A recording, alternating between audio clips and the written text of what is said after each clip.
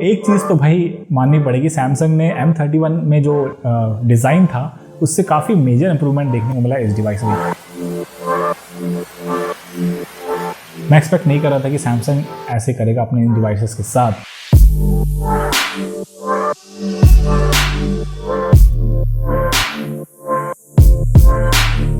अब यहाँ पर सैमसंग ने देखो एक तरीके से मास्टरी हासिल कर ली है डिस्प्ले को लेके। लुक एंड फील इस डिवाइस का काफी प्रीमियम है।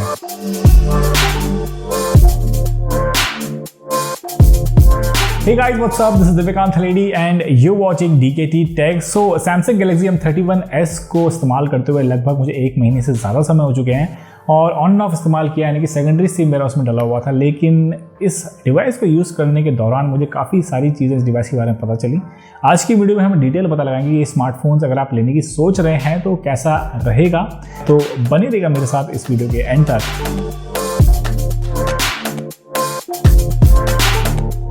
अच्छा, तो इस डिवाइस को जब से मैं इस्तेमाल कर रहा हूँ एक चीज़ तो भाई माननी पड़ेगी, सैमसंग ने M31 में जो डिज़ाइन था उससे काफ़ी मेजर इंप्रूवमेंट देखने को मिला इस डिवाइस में। हालांकि साथ ही साथ सैमसंग ने इस डिवाइस को भारी भी कर दिया है, करीब 200 ग्राम से ऊपर ले गया इस डिवाइस को, लेकिन जो ओवरऑल क्वालिटी है, फिनिशिंग है, वो आपको बेटर मिलती है इस डिवाइस में as compare to Samsung Galaxy M31। अब एक मोटा समराइज आपको बताऊँ, ये मैं एंड में बताऊंगा कंक्लूजन में।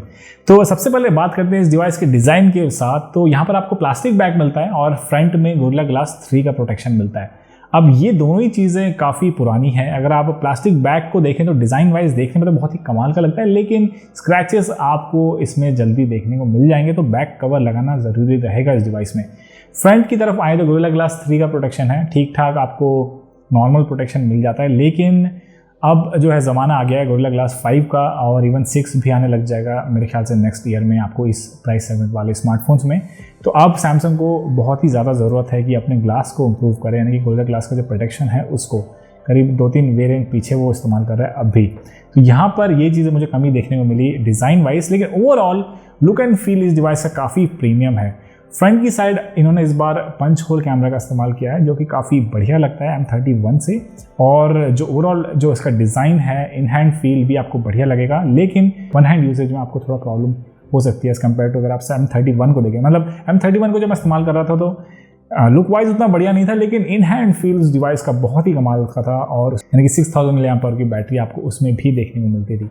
ऑलराइट, तो इस डिवाइस का जो ओवरऑल डिज़ाइन और फॉर्म फैक्टर है बढ़िया तो है, लेकिन थोड़ा सा हैवी कर दिया इस बार पिछले इटरेशन के मुकाबले। नाउ अब बात करते हैं इस डिवाइस का one of the best part, जो कि है इस डिवाइस का डिस्प्ले। अब यहाँ पर सैमसंग ने देखो एक तरीके से मास्टरी हासिल कर ली है डिस्प्ले को लेके। डिस्प्ले को लेकर के आप बिल्कुल टेंशन फ्री हो जाइए। यहाँ पर जो क्वालिटी डिस्प्ले की मिलती है आपको काफ़ी बढ़िया मिल जाती है, और ओवरऑल अगर आप brightness level, even indoors, outdoors, saturation level वगैरह हो गया, और वाइड बैंड L1 का जो सपोर्ट मिलता है, यानी कि मीडिया कंजप्शन के हिसाब से द बेस्ट डिस्प्ले आपको मिलता है इस प्राइस सेगमेंट में अगर आप देखें तो यहाँ पर डिस्प्ले वाइज आपको बिल्कुल भी प्रॉब्लम करने की, मतलब सोचने की ज़रूरत ही नहीं है जी कि डिस्प्ले इस डिवाइस से कैसा होगा। निश्चिंत रहिए, द बेस्ट डिस्प्ले आपको इस प्राइस में मिल रहा है सैमसंग गैलेक्सी M31s में। अब बात करते हैं इस डिवाइस के जो है ओवरऑल यूसेज कैसा है। अब यहाँ पर आपको बताऊँ, सबसे पहले बात करते हैं कि जो प्रोसेसर है इस डिवाइस का, जो Exynos 9611 जो इस्तेमाल कर रहा है अब भी सैमसंग। अब यहाँ पर ये जो है स्मार्टफोन का एक तरीके से normal day to day usage में तो आपको बहुत बढ़िया देखने को मिलेगा, लेकिन जैसे ही आप सोचते हैं कि नहीं आप गेमिंग वगैरह करने की सोचते हैं तो इस डिवाइस में वहाँ पर ये जो प्रोसेसर है वो एक बॉटलनेक हो जाता है इस डिवाइस के लिए। ये प्रोसेसर जो है जब तक ठंडा है तो बहुत ही बढ़िया काम करता है, यानी कि अगर आप PUBG वगैरह खेलते हैं, जब तक ठंडा है प्रोसेसर तो आपको अच्छी परफॉर्मेंस देखने को मिल जाती है, यानी कि इवन वो 60 FPS भी ले जा लेता है। लेकिन जैसे जैसे थोड़ा हीटअप होता है तो थ्रॉटलिंग देखने को मिल जाती है इस डिवाइस में, और इस गेमिंग के दौरान जो हीट जनरेट होती है उसको कम करने के लिए परफॉर्मेंस को थोड़ा रोक देता है। तो यहाँ पर जो थ्रॉटलिंग आ जाती है उससे जो है आप अगर आप हैवी ग्राफिक इंटेंसिव गेम्स या फिर प्रोसेसिंग देख रहे हैं इस डिवाइस में तो वहाँ पर थोड़ा सा बॉटलनेक हो जाता है इस डिवाइस में। बाकी अगर आप normal day to day usage लें तो आपको बहुत ही बढ़िया परफॉर्मेंस देखने को मिल जाएगा। UFS 2.1 की मेमोरी है आपको, तो आप वहाँ पर भी ऐप ओपनिंग, ऐप क्लोजिंग भी आपको काफ़ी बढ़िया मिल जाती है। अब यहाँ पर जो सैमसंग का UI है वो मेरा one of the most favourite UI है ऑक्सीजन OS के बाद। काफ़ी क्लीन यूज़र इंटरफेस आपको मिल जाता है, जो आपको बाकी Xiaomi और Realme में जो क्लटर्ड UI देखने को मिलता है, जो एडवर्टीजमेंट वगैरह इसमें भी आप आने लग गए हैं, लेकिन जो ओवरऑल UI का क्लीन है और जो लोगोज वगैरह आपको थोड़ा आई प्लीजिंग लगते हैं इस डिवाइस में एज़ कम्पेयर टू Realme के फ़ोन्स हो और जो Xiaomi के हैं उन पर। अब इसी के अलावा इस डिवाइस को जब मैं इस्तेमाल कर रहा था तो उसमें एक कैमरा मोड है जो कि वन शॉट कह सकते हैं आप, सिंगल शॉट में आपको डिफरेंट अलग अलग वीडियोस, जिफ्स और फिल्टर्स वाले आउटपुट निकाल के देता है। तो वो ही मुझे काफ़ी इंटरेस्टिंग लगा इस डिवाइस में, जो कि आपको इनके फ्लैगशिप वगैरह में देखने को मिल जाता था, single shot, single take actually. तो ये चीज़ आपको यहाँ पर भी इस डिवाइस में देखने को मिल जाती है। नॉक्स सपोर्ट है इस डिवाइस में, लेकिन जो नॉक्स है वो फुली जो ए सीरीज़ में मिलता है उस तरह की फंक्शनैलिटी नहीं मिलती, यानी कि सिक्योर फोल्डर वगैरह नहीं मिलेगा, लेकिन एक एक्स्ट्रा सिक्योरिटी लेयर इसमें दिया गया है, तो उससे भी आपको कोई प्रॉब्लम नहीं होगी। अब एक चीज़ मैं एक्सपेक्ट नहीं कर रहा था सैमसंग से कि वो अपनी यूआई में काफ़ी सारे रिकमेंडेशंस और जो उनका ऐप स्टोर है खासकर वो नोटिफिकेशन और रिकमेंडेशन लेके आ गया है। अब यहाँ पर मुझे सैमसंग गैलेक्सी M31s में ये चीज़ देखने को मिली। मैं एक्सपेक्ट नहीं कर रहा था कि सैमसंग ऐसे करेगा अपने इन डिवाइसेस के साथ। तो ये चीज़ सिर्फ Xiaomi और Realme तक सीमित थी पहले, लेकिन अब आपको सैमसंग के इस डिवाइस में भी देखने को मिल जाएगा। आई होप सैमसंग इस चीज़ को क्लियर करेगा और आपको एक क्लीन और अनक्लटर्ड यूआई देखने को मिलेगा थ्रू आउट, जो आपको पहले देखने को मिलता था सैमसंग के डिवाइसेस में। और इसी के अलावा गाइज यहाँ पर जो ओवरऑल मल्टीमीडिया एक्सपीरियंस इस डिवाइस का काफ़ी बढ़िया है। अगर आप स्पीकर के बारे में बात करें तो इसका जो मोनो स्पीकर है वो आपको वो अबव एवरेज क्वालिटी का देखने को मिल जाता है। उसी के साथ साथ अगर आप ईयरफोन्स के थ्रू सुनते हैं म्यूज़िक तो उसमें भी आपको कमी नहीं देखने को मिलेगी, और हैवी ईयरफोन्स भी ईजिली ड्राइव कर देगा ये। अब यहाँ पर फिंगरप्रिंट अनलॉक और फेस अनलॉक को देखें तो यहाँ पर उनमें भी कमी नहीं है। इस बार फिंगरप्रिंट सेंसर राइट साइड दिया गया है, तो आपको वही कैपेसिटिव टाइप फिंगरप्रिंट सेंसर देखने को मिल जाता है जो कन्वेंशनल है, और आपको अच्छी स्पीड देखने को मिल जाती है अनलॉकिंग की। इसके साथ साथ जो फेस अनलॉक है उतना फास्ट तो नहीं है जितना आपको जो Realme और Xiaomi देते हैं, लेकिन हाँ सैमसंग के हिसाब से अब काफ़ी मेजर इंप्रूवमेंट देखने को मिला है इसके फेस अनलॉक में भी। इसी के अलावा जो बाकी चीज़ें हैं, कॉल रिसेप्शन, कॉल क्वालिटी, और अगर आप व्हाट्सएप में वीडियो कॉल वगैरह कर रहे हैं तो उन सभी में आपको बढ़िया देखने को मिल जाता है।